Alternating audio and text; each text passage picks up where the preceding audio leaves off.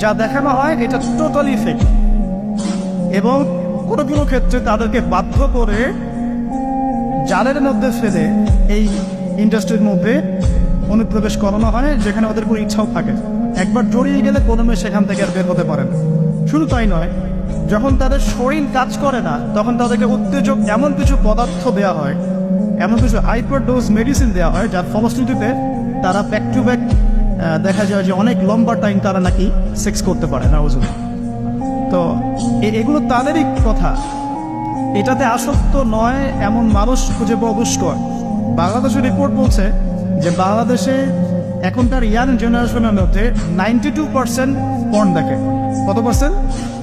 92%। এবং পর্ন যে ওয়েবসাইটগুলো আছে এগুলো এত বেশি শক্তিশালী, এগুলোকে হ্যাক পর্যন্ত করা সম্ভব নয়।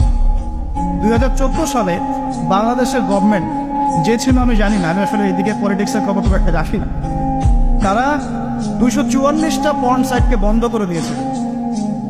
কিন্তু এমন একটা অ্যাক্সেস তারপরেও চালু ছিল যে অন্য থ্রু দিয়ে এগুলোতে ভিজিট করা যেত।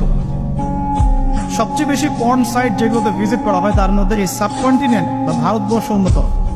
ঠিক আছে, তো এগুলোর ফলশ্রুতিতে শুধু ধর্ষণ বেড়েছে এমন নয়, বরং সমকামিতাও বেড়েছে। এবং দেখা যাচ্ছে যে এখন প্রতি 10 জন মানুষের মধ্যে একজন নাকি, এটা রিপোর্ট, প্রতি 10 জনের মধ্যে নাকি একজন বিপরীত লিঙ্গের দিকে নয় বরং স্বলিঙ্গের দিকে আকর্ষিত হচ্ছে। এবং এই মহামারীগুলো দিন দিন বাড়ছে। আমি যখন লেকচার শেষ করবো তখন আপনাকে আমি কিছু হাদিস শোনাবো নবী সাল্লাল্লাহু আলাইহি ওয়াসাল্লামের এই যুগ সম্পর্কে কিছু ভবিষ্যৎবাণী। তখন আপনি মিলাতে পারবেন ইনশাআল্লাহ যে আসলে নবী সাল্লাল্লাহু আলাইহি ওয়াসাল্লাম কোন যুগটা সম্পর্কে সতর্ক বলছেন। তো মূল লেকচারে যাওয়ার আগে আমি আপনাদের কিছু পরিসংখ্যান শোনাচ্ছি, একটু মনোযোগ দিয়ে শুনুন। যে সভ্যতার কথা আমি আপনাদেরকে বললাম ওই সভ্যতার কিছু পরিসংখ্যান উল্লেখ করে আমি আপনাদেরকে লেকচারের সামনে দেখে দেবো ইনশাআল্লাহ তাআলা।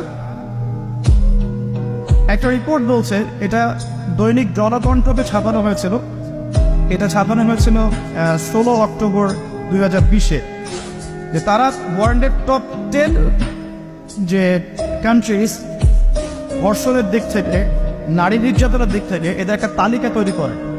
এবং এই তালিকায় একটু গেস করেন কোন দেশ টপে আছে। যে বলেন, বুঝতে পারছি না, ইন্ডিয়া না, সবচেয়ে টপে আছে ইউএসএ। ঠিক আছে, আমি আপনাকে পরিসংখ্যান দেখাচ্ছি, তারপরে আমি মূল লেকচারে যাবো ইনশাআল্লাহ।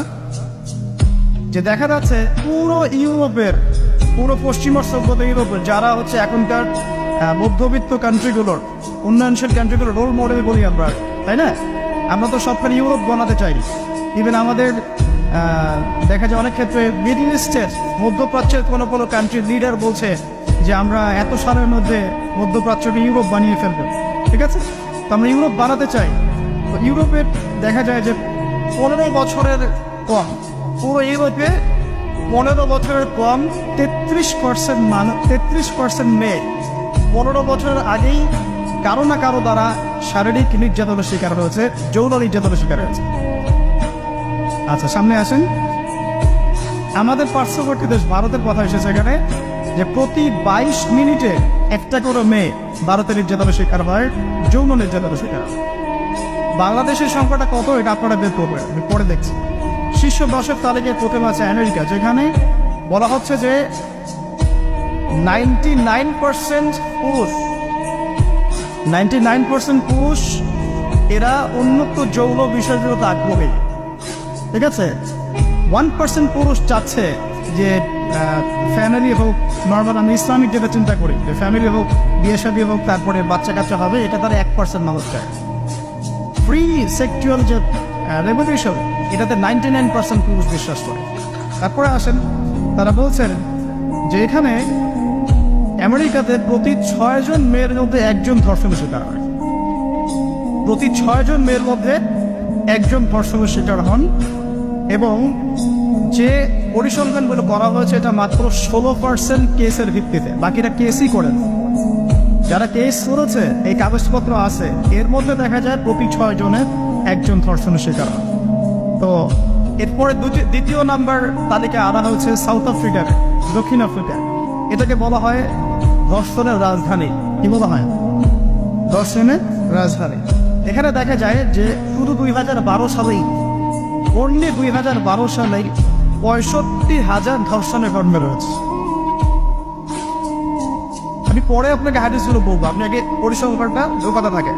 65,000 ধর্ষণের ঘটনা ঘটেছে শুধুমাত্র সাউথ আফ্রিকাতেই। আর সাউথ আফ্রিকার 4,000 নারীর উপর জরিপ করে দেখা গেছে যে তাদের মধ্যে প্রতি 3 জনে একজন জীবনে একবার না একবার একজন পুরুষের দ্বারা যৌন সহিংসতার শিকার হয়েছে। প্রতি 3 জনে